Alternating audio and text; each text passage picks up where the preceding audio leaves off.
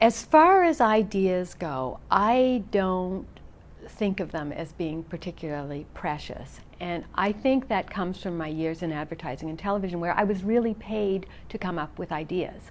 And so I realized early on I couldn't wait to be inspired.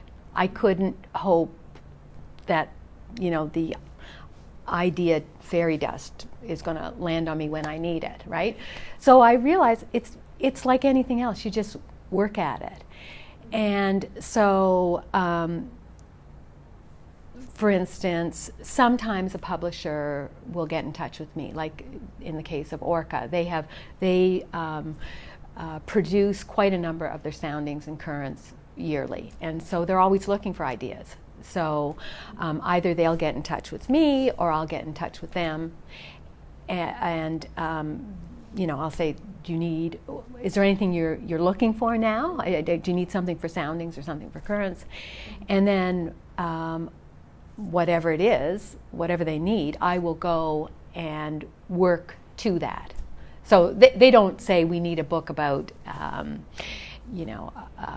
a boy and a racing car or something. They'll say, we've got some room in the soundings series for next time. So I know they're looking for something for a particular age group. They want something kind of edgy. I know they want a story that can be told in 100 pages. And so in a way, it's not that different from a kid getting an assignment at school. These are the parameters, come up with something. And at that point, I will sit down either with a piece of paper or in front of my computer, and I'll just throw ideas out.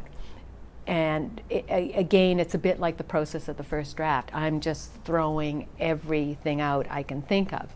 In the back of my head are the parameters, but I'm not worrying too much about that. And so maybe I'll come up with 100 ideas, and I will immediately cross out 90 of them because there's no hope for a story there, or they don't fit the parameters or something. And then I'll take I'll take the sort of 5 or 6 or 7 that I've got left and think, can I take this germ of a story and blow it up enough to become a book? So it's a pretty, as much as anything I do is logical, I would say that's a reasonably logical process.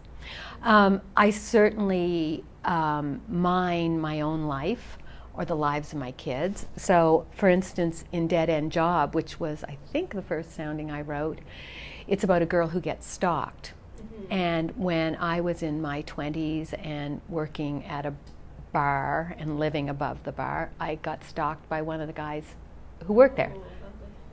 Nothing happened to me. He ended up moving into the same building with me and saying, coming to the bar one night and saying, I'm watching you when you don't know I'm watching you. And that was enough to, the landlord moved him out, and end of story. So that wouldn't have made a good story, but certainly lots of kids in their teens working in convenience stores or Tim Hortons or whatever, have had the experience of just being friendly to a customer and that being misread.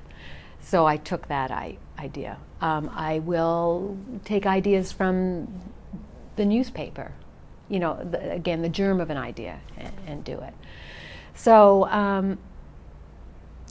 and I think the other thing that it's important to say is, once I kind of plug in the parameters of the project, and once I spend a little bit of time throwing ideas out there, I can leave it and head off and, go for a walk or, clean the house or whatever.